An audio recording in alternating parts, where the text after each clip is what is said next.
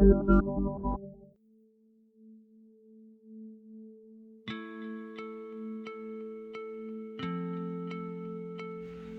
Subhas Chandra Bose. By installing his statue at the canopy behind India Gate, Prime Minister Narendra Modi seems to have scored some brownie points. But has he indeed? The Congress is fuming, the other opposition parties do not really seem to care, and the Twitterati, of course, is having fun. History tells us of Bose and the INA, of his meetings with Hitler and Mussolini abroad, of his prowess at home, of his charisma and support. But how does this work for the BJP? How would the INA have reacted to it? Is it a certificate of progress in secularism, values that Netaji embodied? Will it have any impact on the forthcoming elections? And on the subject of elections, what's going on in the largest state, UP? Many questions, and now let's look for some answers. Welcome to another edition of Off Limits. Our guest this week is Subhashini Ali, who actually needs no introduction, but I will introduce her anyways. She is the Vice President of the All India Democratic Women's Association. She is a Member of Parliament, or was a Member of Parliament, having contested the elections from Kanpur in Uttar Pradesh. And she is the PolitBuro member of the CPIM. But she is also the daughter of two INA stalwarts, Captain Lakshmi Sahgal and Colonel P.K. Sahgal. And she is here with us today to discuss a little bit about Netaji Subhas Chandra Bose, who is in the news currently after a long, long time, and also about the UP elections and the war that is being waged over there.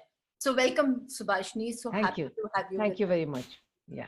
Okay, so now, I was fortunate enough to meet your mother very briefly. And you've anyway imbibed the values and heard the stories in first person about their time in the INA. And your mom also started the Rani of Jhansi regiment for the INA. So that's, really something. Tell me that how would she have reacted to the current controversy? It has become a controversy about installing Netaji Subhas Chandra Bose's statue at India Gate or just behind. Well, I think that both my parents would not have objected in principle to George V being replaced by someone who had actually taken up arms against George V and his British Empire. Right. So that they may have been okay with, but they would certainly have been very irate and very angry about the way in which the BJP and the Prime Minister are trying to do two or three things which are really reprehensible. One is they are trying to appropriate Netaji and his legacy. Number two, they are trying to make the point, which is completely false, that there was a big breach, a big break between Netaji and the other stalwarts of the freedom struggle like Mahatma Gandhi and Jawaharlal Nehru and others. And thirdly, they are trying to sort of hide their own bankruptcy as far as participation in the freedom struggle is concerned. The fact that they don't have a single freedom fighter among their icons and in their heritage, they are trying to hide this bankruptcy behind this statue of Subhash Chandra Bose. So these are all three things which are making lots of people very angry. And certainly my parents would not have only been irate about it, but they would have spoken out. And knowing my mother, she would have probably been there in front of that hologram with a big placard and a big banner saying that, we're not going to allow you to appropriate his legacy. So that is what they're... don't you feel that the task has been sort of made easier for the BJP?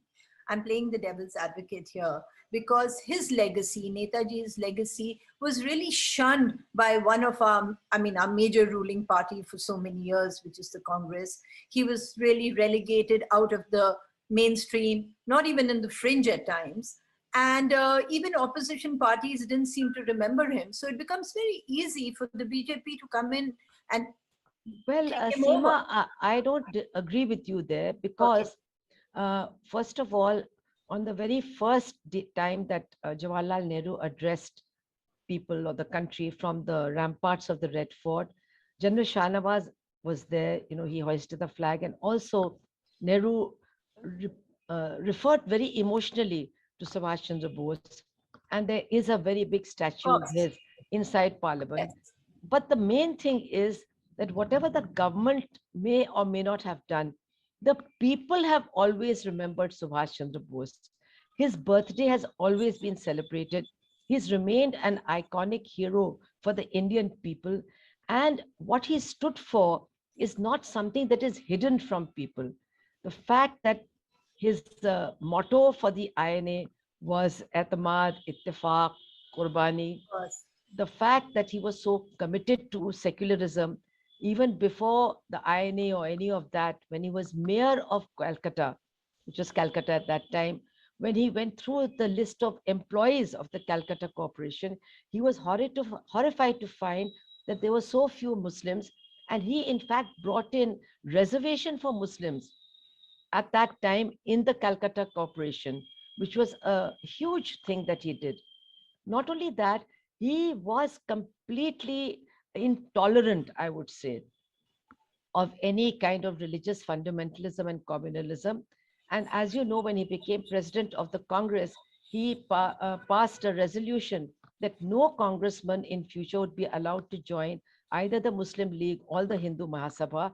He would be expelled if he was caught joining either of these organizations.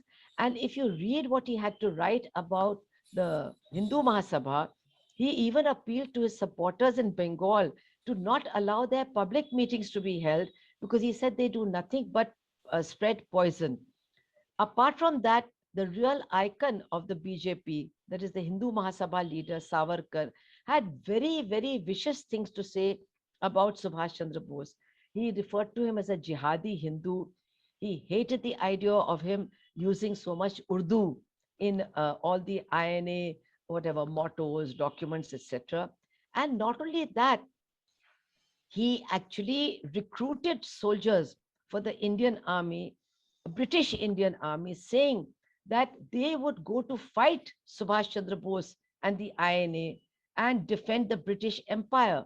So, I mean, however much you may try to hide what your actual legacy is, however much you may try to hide behind somebody else's legacy and somebody else's statue, it's impossible to do so because there's too much in the public domain that actually militates against this. And what has happened is that on each and every issue that the BJP has tried to propagate, there has been a lot of debate and a lot of research done by other people to expose what they are saying as complete lies. And now I would like to tell you it's very interesting, but many BJP supporters have now come out in the last 2 or 3 days viciously attacking the INA itself.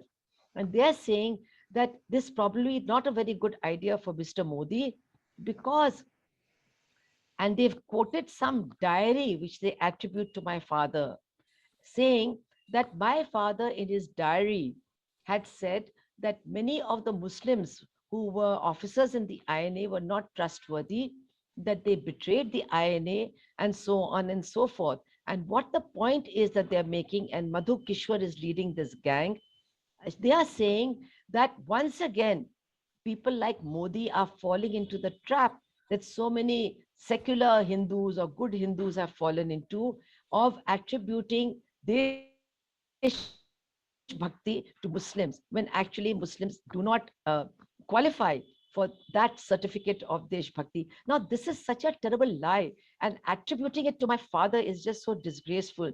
She has said that many people from the INA who were Muslims, first of all, they betrayed and then they went over to Pakistan. But what is the truth? Abid Hassan, who was Netaji's secretary and who accompanied him on the uh, submarine, who coined the phrase Jai Hind, he, of course, after independence, after partition, very much remained in India. He joined the Foreign Service. and was ambassador and consul general, had a distinguished career. There's no question of him going anywhere or betraying anybody. General Shahnawaz, who was the senior most Muslim officer of the INA and one of the senior most officers, people don't realize this. He didn't have a single member of his family or his wife's family in our part of Punjab. His entire family, his land, his property, and his wife's family were in the western part of Punjab. But he opted for India. And as you know, he became a minister in the government of India. And his family, his immediate family, continues to be in India. I can give so many examples, but I would like to remind people that it was the decision of the government of India, that is Nehru's government, unfortunate decision, not to take any of the INA officers who had been Indian Army officers back into the Indian Army. And this probably was on the very bad advice given by Mountbatten, which we all regret. And as a result, when the Indian Army officers, many of whom were Muslims, belonged to West Pakistan, went to Pandit Nehru and said, "We want to opt for India. We want to stay in India. Give us the uh, give us the option to live here and work for the country for whom we fought." But Nehru said, "No, no, there's no need for all that. There's going to be no problem. This border will just be one line. You can come and go as you like, but you must go to Pakistan." Now, obviously, if some senior officers who were Muslim opted for Pakistan and they were given the chance to join the Pakistani army, even some joined the police and other things, then obviously they would have to work for that army and for that country. course. There's no doubt about that. But I must tell you, had they been traitors, my father and my family would not have remained part of their extended families. The Kianis, even till today, they are part of our extended family, both the Kiani families. Others, Habibur Rahman's family is part of our extended family. And Inayat Hassan, I mean, he named his daughter Asha. That's a small thing I'm saying. But he was also our Inayat uncle, Inayat Chacha always. So these are absolute lies that they are purveying.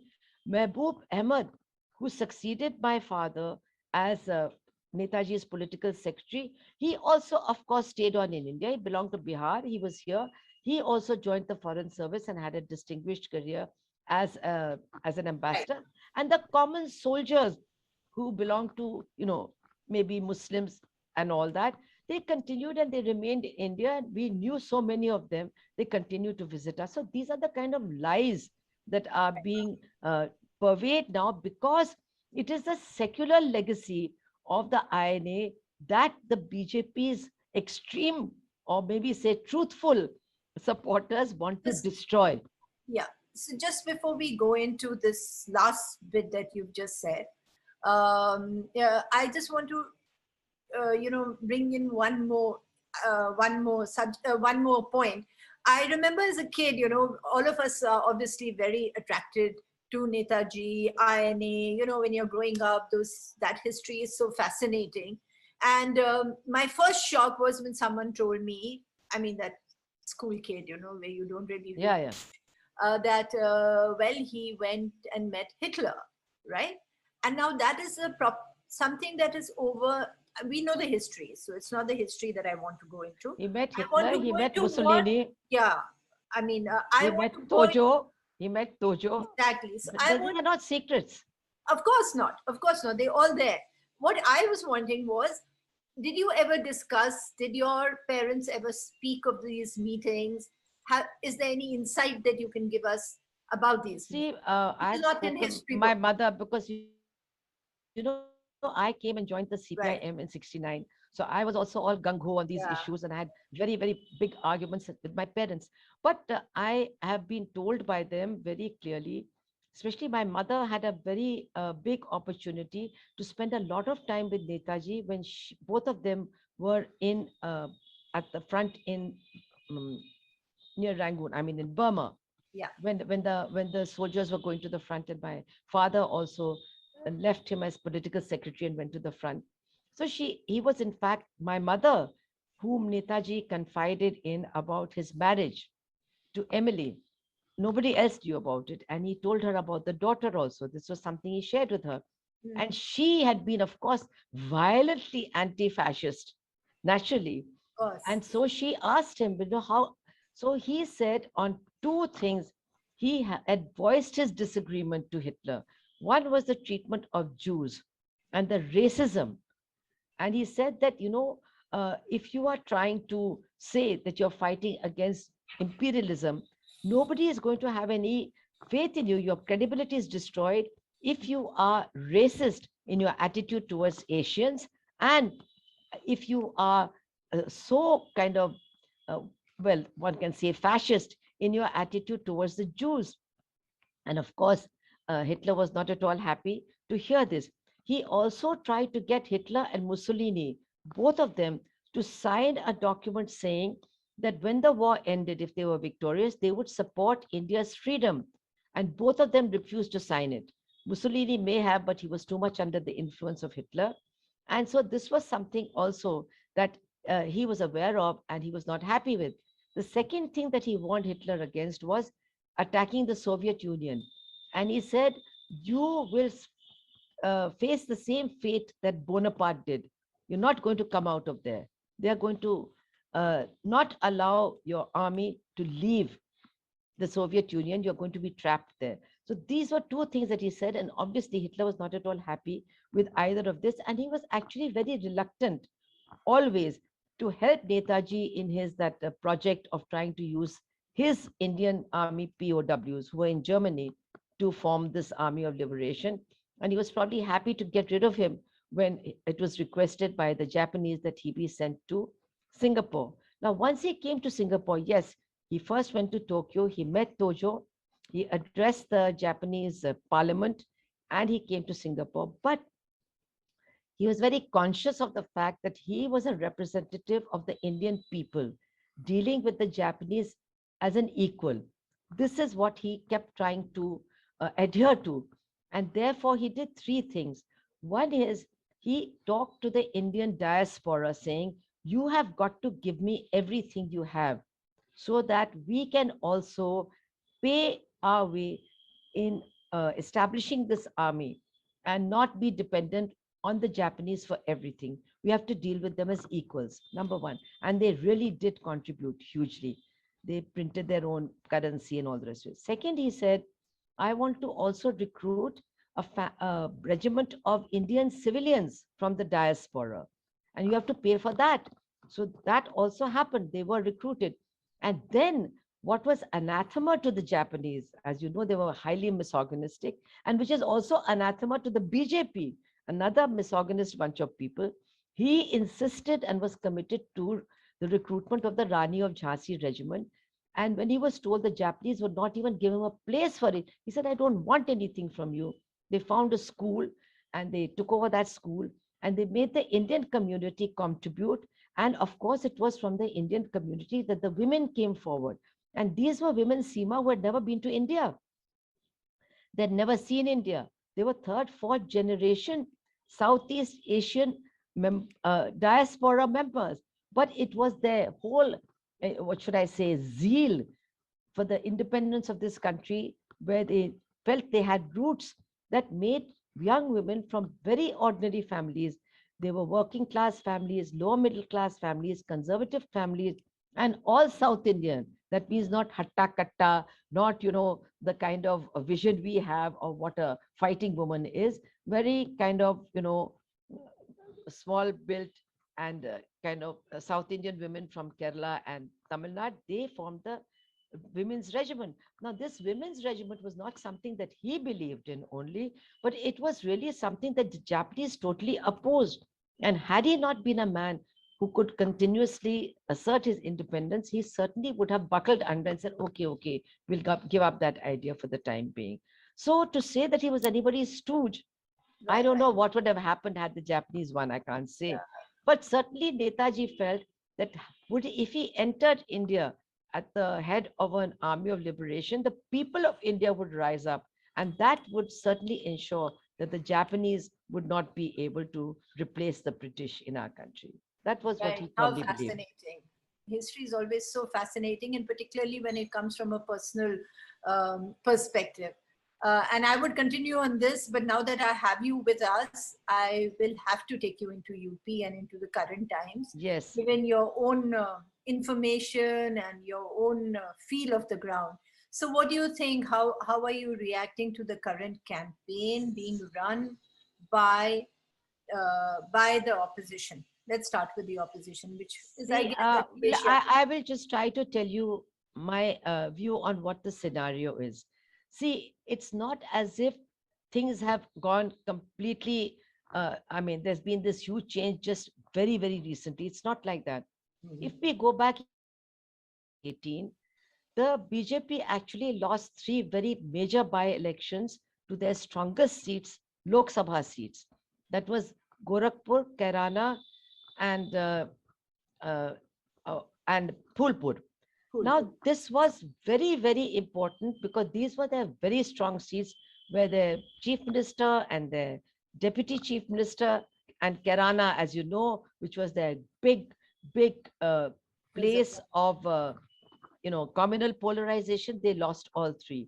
So this in itself was a pointer that things could change. Of course, they did a lot of damage control and all the rest of it. So after that, the next thing you have to see are the panchayat elections that were held last year. BJP was determined to go ahead with those elections despite the second wave. 700 teachers died on election duty. We should never forget that. And BJP announced its candidates, which other parties didn't, and there was absolutely no coordination among the opposition parties. BJP sent its ministers and MLAs to every area to campaign for these declared candidates. But the result of the Zilla Panchayat election was that BJP won fewer seats as a declared candidate than even the Samajwadi Party by itself. After that, as you know, as happens very often when the chairmanship elections took place, then they used everything, police, violence, stripping women candidates and all the rest of it, and money to get more chairmen elected. But the actual votes for the Zilla Panchayat, there were more votes for the Samajwadi Party. Now, these are pointers to the fact that change was happening. And then what happened was that recently, in the recent past, the farmers' movement and the victory of the farmers' movement has been a very huge factor in changing the scenario in Uttar Pradesh.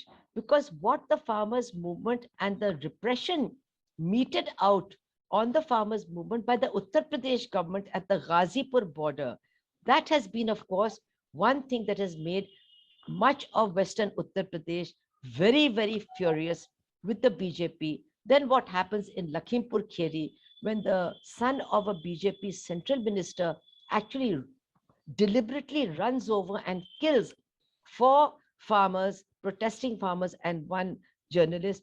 All this has, of course, created huge anger in Western UP and in the farming community. But the victory of the farmers' movement against Modi proved to everyone that Modi himself could be defeated. And this was a huge morale booster for all those opposing this government in Uttar Pradesh who have been fed this propaganda constantly कि कुछ भी कर लो लेकिन आएगा तो मोदी ही मतलब he is invincible. That invincibility myth was completely shattered by the farmers' victory, and this has been a very huge factor.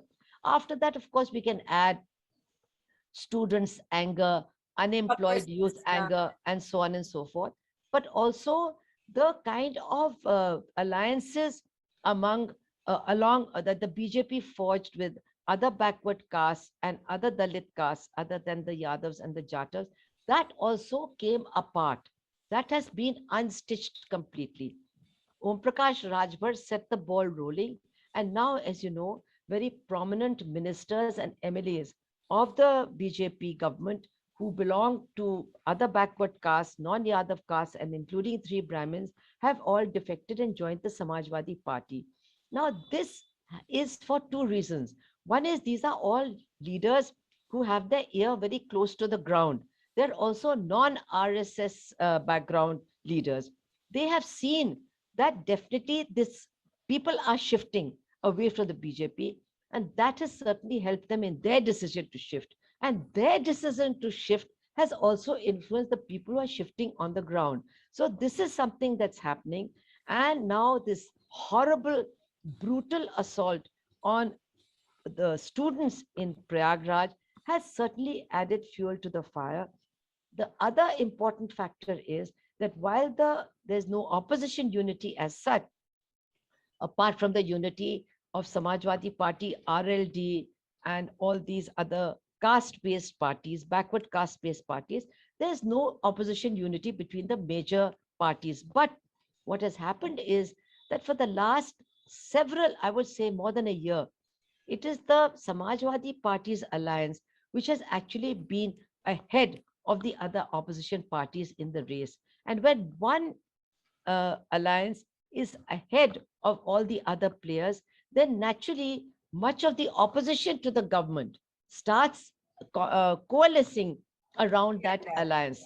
And that is what is happening. But tell me, that of course is happening, but the Congress tried very hard. Priyanka was right there, and for a change, you saw some presence of the Congress on the ground in See, UP. unfortunately, but they are not able to move in that state anymore. One very terrible thing is that they don't have any credibility. They've only given 4 women seats in Punjab. So if you don't give seats where you are strong, and you give seats to women where you don't have much chance of winning, that doesn't really cut much ice. Yeah. Secondly, you come and go. You don't stay here, you don't work hard, you don't build an organization, you're not seen on the ground, and you're just coming and going. That doesn't really help to make an organization matter in this election. So right now, I would say that with these defections that are taking place and so on, they are not a major player in these elections. And the same thing goes for the other major opposition party too. So this is one thing, that the coalescing of all the anti-BJP elements in our society around this Gathbandhan led by Samajwadi Party and of course the RLD is, I think, gaining strength every day. This is actually what we are seeing. But the BSP lives there, stays there, is around, makes an occasional statement. But BSP has not been very active. And as you know, the ground reality is that in this election, it's not like people are just voting for any MLA or voting just, okay, we are going to change one government with another government.